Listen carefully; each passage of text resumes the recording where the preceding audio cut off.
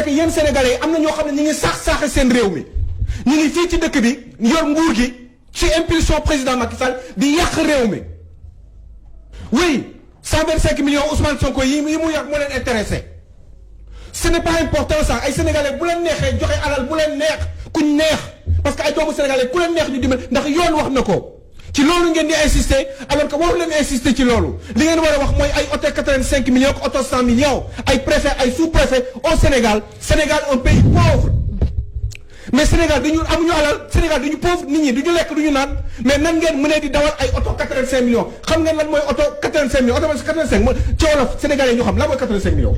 mooy téeméeri millions yu manqué fukki millions ak juróom. oto buy daw kese oto ci Sénégal yéen DG nga rek yow ngay dawal oto téeméeri millions. juróom-ñetti fukk juróom-ñetti fukk millions ak juróom ngay dawal oto kese waxuma bon essence yi waxuma avantage yi waxuma salaire yi yéen nan ngeen bëggee seen réew développé. mais consommation oto yooyu rek. mais consommation oto yooyu non dem Dakar dellu si waat 10 000 francs la. waaw doo mais man vraiment je ne comprends pas. Moi je ne comprends pas dans ce pays-là pourquoi les présidents ils se succèdent et ils se ressemblent. mais pourquoi du ñu am président yu bees yoo xam ne dinañ changer sa dundinu Sénégalais yi mais pourquoi ngeen di continuer di saxe alalu réew mi yéen ñaar boo leen xulawul woon amaana xëy na lu bari yow maître Moussa Diop doo ko wax. doo ko accusé wa léegi mën nga wax 85 millions yi parce que moom dafa la ne da nga sàcc sa oto waaye lan ngeen bëgg en attendant yéen parce que da ngeen téye dañ leen jox ay ndombal tànk ci réew mi rek que lu leen neex ngeen def maître bu Abdoulaye bu machin la Sylla bu Xatab Sylla lu mu wax nee na lan la wax nee na bi muy dem moom yóbbu na 60 millions. nee na moom bi muy génn moom maître Moussa Diop bi muy génn 60 millions lañ ko jox. te maître Moussa Diop nee na doyul parce que indemnité joxuñu ko ay indemnité dañ ko téye. kon ñaata la waroon doon bu ñu dajalee loolu yëpp ñaata centaine de millions la war a doon. moom il réclame 120 millions. di réclame 120 millions peut-être ci contrat bi la bokk waaye bi muy dem 60 millions la yóbbu 60 millions xam ngeen mooy ñaata boo ko boolee ñeenti weer ça fait ñeenti weer bi mu demee muy 15 millions par weer. mais Sénégal am na ñoo xam ne boo demee vigiles yi différent ci kër ñooñu noonu vigiles yi ay 60 000 la ñuy am par mois ñaata junni. fukki junni ak ñeneen ñaari junni juróom-ñaar fukki junni. xaw ma 60 dafa bare sax. loolu la ñuy am par weer. 60 dafa bare de. fukki junni ak ñaar c'est une honte dans ce pays là. non 60 bare na de. gis nga. 60 bare na xam nga lii kenn du ko bàyyi nii. ba pare ñi xam nga ñi ngeen sonal Ousmane Sonko di ñu bëgg a rey di ñu fatt ak 125 yoo xam ne ay doomu Sénégal ñoo ko cotisé jox ko parce que dañu gëm ni moom war na mën a changer réew mi pour jàppale ko ci xeex boobu yéen ngeen di ñu bëgg a rey di ñu sonal ak ay communiqué 3 heures du matin. je crois que à un moment donné y en a marre ces voitures là lii nii tubaab yi duñ ko dawal. yéen man je ne comprends pas ce pays là man je pense que ni gis ngeen affaire bi lenn la quoi affaire bi nañ ko reyante mu jeex parce que xam nga lu tax ñu war ko reyante mu jeex parce que lii kenn mënu ko bàyyi. parce que ñii dañuy soxor dañu bon parce que man mënu rus naa man taxaw nekk DG man dans mon propre pays ou bu may doxee tuuti ba yegg Kër Massar gis ay ñoo xam ne dañuy wër fukki dërëm pour jënd fondé man may dawal oto 85 millions man ma nekk président ci réew mi di ko nangu loolu moo waratul nekk loolu amul ci réewum tubaab yi ce n'est pas possible des ministres de la République ki ay 20 millions par mois di dawal ay oto yoo xam ne nee naa la boo demee jógee Walfadjri dem Ndakaaru sa place de l'Indépendance dellu si waat 10 000 francs ngay fay ci essence. c'est une honte yooyu yëpp ay bon essence la ay 2000 litres bon essence la ñuy am je crois que ça suffit à un moment donné. dëkk bi gis nga ji il faut ñu jëlee leen fii il faut que ñu raate leen parce que vous êtes tous pareils yéen ñëpp yaa leen ñam yéen ñëpp ay sàcc ngeen.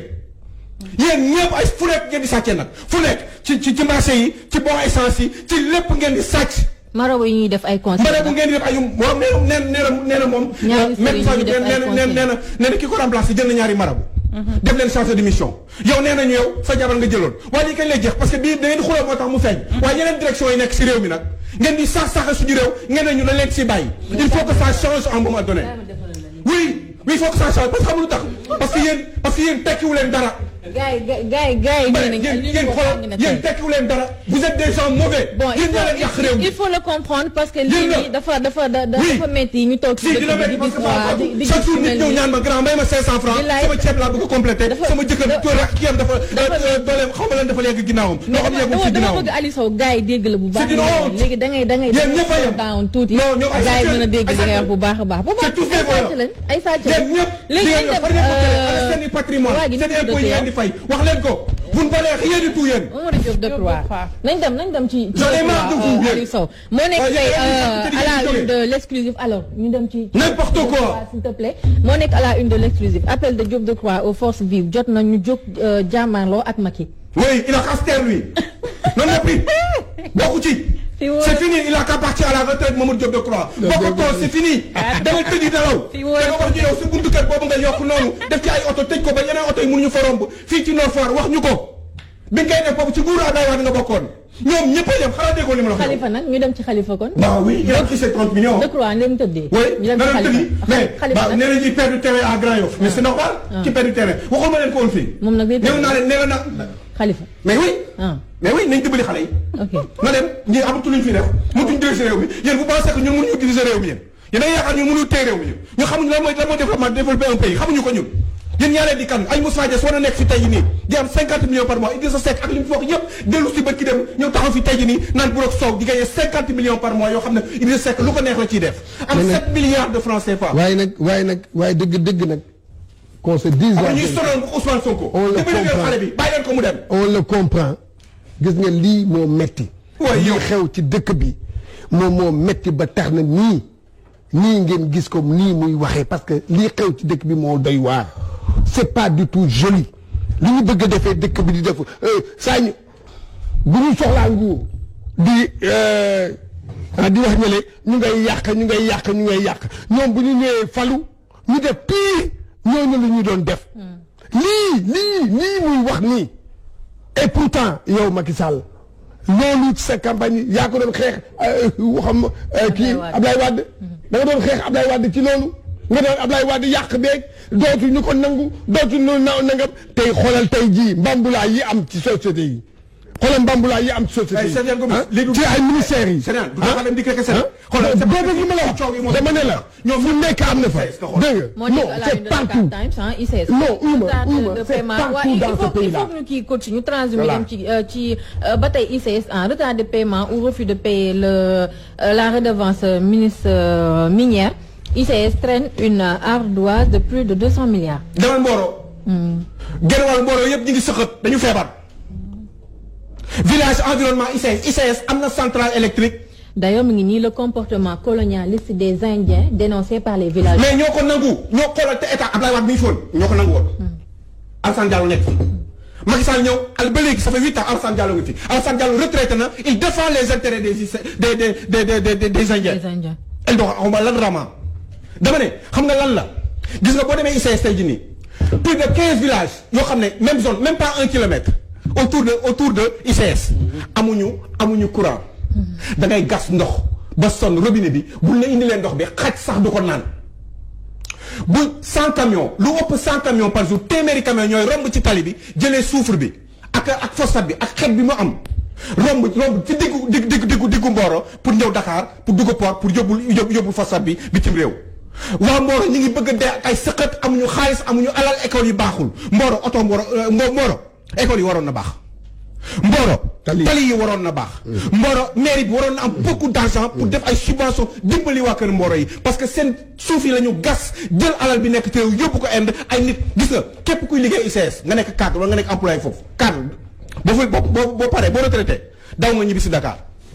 weekend daw nga liggéey kese moo la fa yóbbu te bu ñu jógee ñu ngi dugg ci seen i kër yooyu nga xam ne entre ñoom kese la cadre yi des cadres corrompus dans leur majorité ci jiitewu Alassane Diallo moom nga xam ne retraité la bu yàgg maxu mi ngi fi toog di défendre intérêt yi kon ne di lekk xaalisam jàpp ñàmburam kenn du ko rey te dee parce que moom finalement il s'en fout ce qui l'intéresse mooy li ñu koy jox parce que xam na ni à tous les niveaux c'est de la corruption dans ce pays là.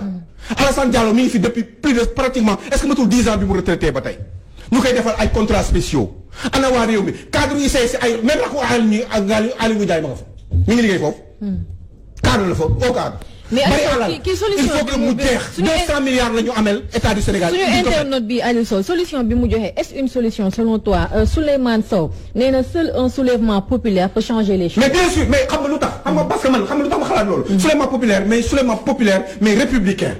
gis nga il faut que gars yi muus jël leen benn xale gis nga tey jii nii barke Serigne Touba laa lay wax ni genre Ousmane Sonko yi ñu mel ni mais moi j'en ai rien à cirer moi je vous le dis ñooñu ñoo war a jiite réew mi ñu mel noonu moom wala ay moromam ay xale yu toll noonu ay nit yu baax ay ñoom Barthélémy Dias ay ñoom Thierno Bocoum ce sont ces gens là ak ñooñee ñu leur génération ñoo war a jiite réew mi képp koo xam ne jiite nga fi toog nga fi ay at da nga war a dem sa yoon waratoo fi toog amatoo explication Moustapha Niasse lan la mënal Sénégal yéen wax leen ma ko Moustapha Niasse lan la mënal Sénégal. dëgg. Idriss Seck lan la mënal Sénégal Idriss Seck lan la def ak Sénégal Idriss Seck lan la def comme beneen liggéey pourtant 50 millions la téye par weer nee naa leen barki dem fii la tëdd ci ginnaaw corniche bi ñu koy toppatoo. jóge na fa wala. xaw ma vérifié waatuma. vérifié ma loolu. parce que dina fa xoolal foofu la toog jàpp ñàmburam. ñu ne day defar yaramam dafa sonnoon mais ils se prennent pour des rois ces gens là. alors da nga war a jaamu yow jaamu réew mi nga war a doon. coach laaj na lu am solo. waaw lu mu def ba sonn lu mu def ba sonn. mais parce que il n'a jamais mais justement non dama ne xam nga. lu mu def ba sonn mais pendant 17 ans Idriss Seck n'a pas travaillé. voilà. xam nga ces gens là muy moom parce que yaa leen jiite nag yéen yaa leen teg dil moo tax ñuy wax seen tur. parce que yéen yaa leen teg dil suñu réew. entre yéen la moo tax ñuy leen di wax parce que yéen da ngeen sàcc suñu alal yéen. yéen yaa leen tax xale Sénégal yi sonn yéen yaa leen tax ñuy dem bitim réew yéen yaa leen tax ñuy agression am. yéen yaa leen tax ñu taxaw di dugg ci oto yi. di bus yi maa ngi gis moom maa ngi gis si Facebook bi internet yi ñu ngi naan kontaan nañ ci yow mais nee nañ tey ban façon café nga jël dinaa leen wax lu mu jël tey ba tax ñu mel nii c'est très normal comprendre leen ko parce que moom moo toog di wax rek mais ñi dund lu mel nii jamono ji bëri na ci réew.